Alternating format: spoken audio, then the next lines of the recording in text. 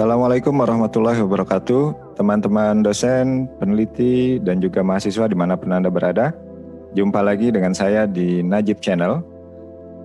Kali ini saya ingin sharing sedikit mengenai alasan mengapa paper kita ditolak oleh jurnal Scopus. Mungkin kita merasa bahwa kita sudah menuliskan paper kita dengan sangat baik, atau kita merasa bahwa paper kita memiliki satu kebaruan yang menurut kita sangat penting bagi publik untuk mengetahui, bagi akademisi atau bagi para peneliti untuk mengetahui, tapi ternyata paper kita rejected. Teman-teman dosen, para peneliti dan juga mahasiswa, ya, kita harus menyadari bahwa jurnal-jurnal yang terindeks Scopus dengan kualifikasi yang baik tentu memiliki keterbatasan, ya, keterbatasan dari space, keterbatasan dari jumlah paper yang bisa diterima, ya, keterbatasan dari jumlah paper yang bisa dipublish di dalam satu volume atau di dalam satu nomornya. Nah, karena itu kita perlu mengecek, ya, terlebih dahulu.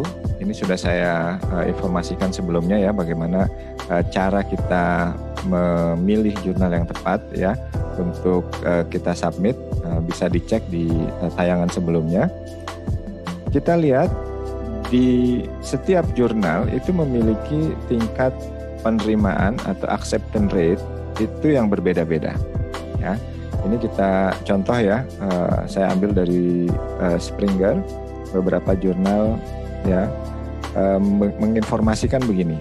Journal of the Knowledge Economy, ya, itu acceptance rate-nya 28%. Kemudian Journal of Technology Transfer acceptance rate-nya 15%. Sementara Review of Managerial Science acceptance rate-nya 8%. Artinya dari 100 paper yang disubmit ke jurnal ini hanya 28% yang di-accept oleh Journal of the Knowledge Economy, dan hanya 15% yang bisa di-accept oleh the Journal of Technology Transfer, dan 8% yang bisa di-accept oleh Review of Managerial Science. Dari sini, dari informasi ini kita bisa melihat sejauh mana keketatan dari tiap jurnal di dalam memilih paper-paper yang submit atau paper-paper yang disubmit ke jurnal-jurnal tersebut. Dan ini bisa menjadi pertimbangan kita sebelum kita submit, ya.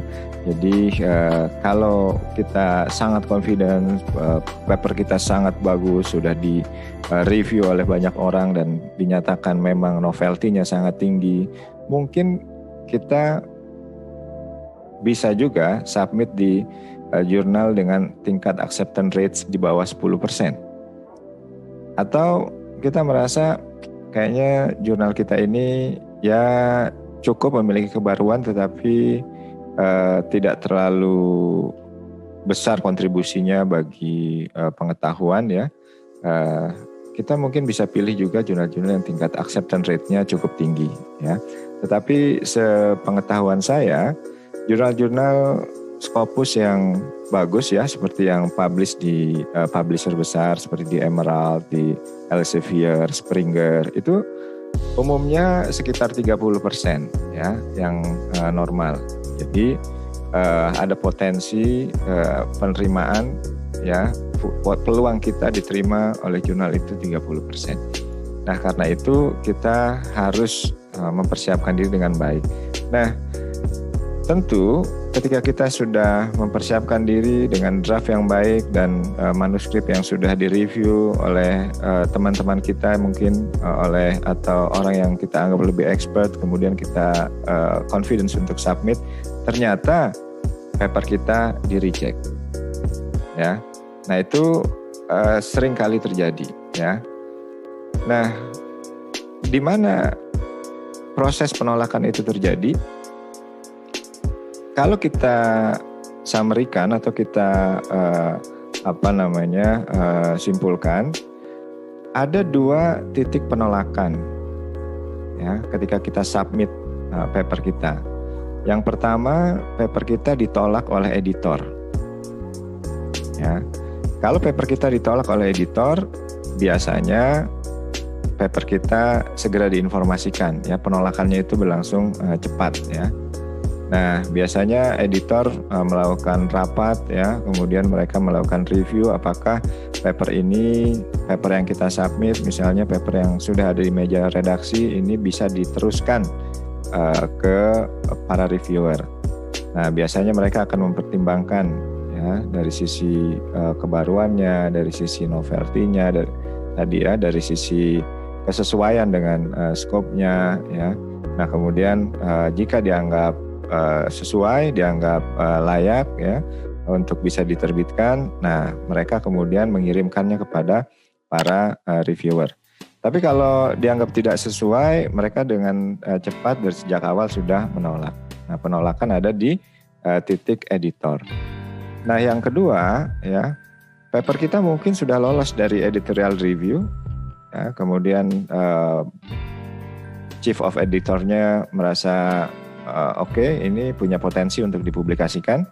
Nah, biasanya mereka akan kirim ke reviewer, ya, Nah, setelah dikirim ke reviewer, ini bisa jadi reviewernya menolak, ya, dengan segala macam argumen, dengan segala macam input, ya. Mereka mungkin melihat macam-macam, kemudian dari reviewer ditolak.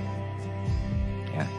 Tapi kadang bisa juga terjadi reviewernya ada kontradiksi, ada misalnya mereka mengirimkan ke dua reviewer, kemudian reviewer pertama menerima, reviewer kedua menolak. Nah, dalam case seperti ini, ya, sebagian jurnal dia akan mengirim ke reviewer tambahan, nah, sehingga proses review menjadi lebih panjang. Tapi sebagian jurnal itu bisa diputuskan oleh editornya, ya. Kalau di editornya melihat komen-komen dari reviewer ini oke, kelihatannya potensial, nah dia akan lanjutkan. Tapi kalau dilihat komen-komennya, walaupun ada yang menerima, ada yang menolak tadi, tapi editor melihat kecenderungannya bahwa tulisan kita ini berat untuk di review atau berat untuk diperbaiki, maka akan ditolak, ya. Nah, ini dua jenis penolakan, ya, dari editor maupun dari reviewer. Nah, sekarang mengapa jurnal kita yang kita submit, yang sudah kita persiapkan dengan baik tadi ditolak? Ya. Ada 5 sebab paper kita ditolak. Pertama, ini yang paling tinggi, ya, pada umumnya. Paper dari seluruh dunia yang disubmit ke jurnal terindeks Scopus ditolak karena topik dianggap tidak penting atau kurang memberi kontribusi yang signifikan, ya, terhadap ilmu pengetahuan maupun terhadap industri atau maupun terhadap dunia praktis, ya. Jadi dia melihat novelty-nya. Ini paper kita paper yang hanya recycling, ya. Hanya recycling ini paper yang kita melakukan replikasi dari penelitian yang dilakukan oleh orang lain di negara lain, kemudian kita coba replikasi di negara kita, gitu, ya. Nah, itu jenis paper yang tingkat kebaruannya itu sangat minim, ya, hanya lokasi saja. Padahal jurnal internasional itu dibaca oleh pembaca dari seluruh dunia. Nah, sehingga harapannya paper itu bisa digeneralisasi di berbagai negara atau bisa dijadikan lesson learn bagi orang-orang di negara lain, ya. Nah, atau bisa juga dianggap paper kita ini kontribusinya kurang karena kita tidak mampu menjustifikasi kebaruan yang sudah coba kita tonjolkan. Misalnya kita mengatakan bahwa banyak penelitian sudah dilakukan di negara maju, tetapi tidak banyak atau bahkan tidak ada penelitian serupa dilakukan di negara berkembang. Nah, tentu reviewer atau editor akan bertanya, so what? Kalau tidak pernah dilakukan di negara berkembang, terus kenapa memang? Ya, Nah, ini pertanyaan yang perlu kita jawab sebelum pertanyaan itu ada, ya. Yaitu kita memberikan justifikasi yang kuat, ya, di latar belakangnya, di introduction-nya, ya, sampai kemudian di bawah, ya. Itu kita harus menjelaskan mengapa penelitian di negara berkembang itu penting. Nah, ini justifikasinya harus kuat.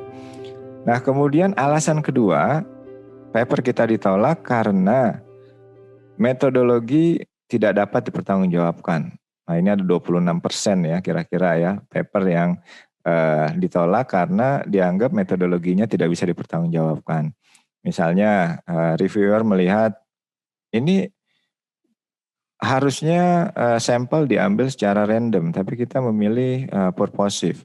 Nah, dalam konteks ini purposive dianggap oleh reviewer tidak bisa dipertanggungjawabkan, ya. Atau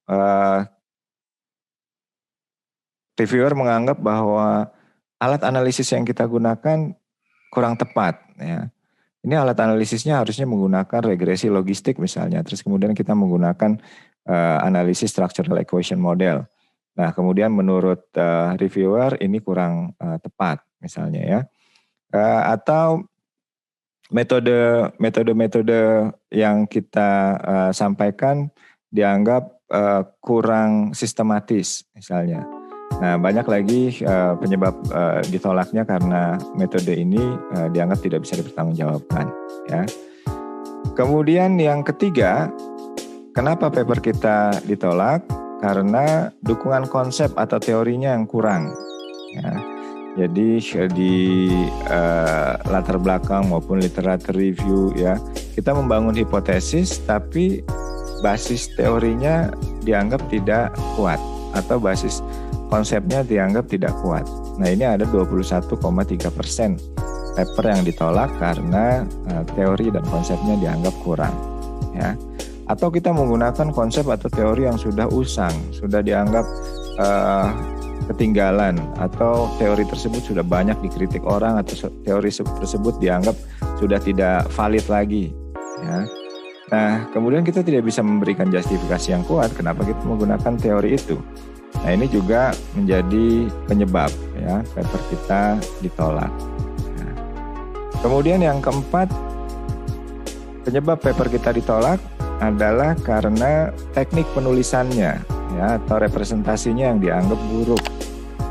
Cara kita menyajikan data, cara kita mengulas hasil, cara kita membuat diskusi, mungkin dianggap tidak mengalir flow-nya, tidak membuat pembaca ingin membaca lebih jauh, atau paper kita sulit dimengerti, ya. Atau yang paling teknikal, bahasanya dianggap buruk, gitu, ya.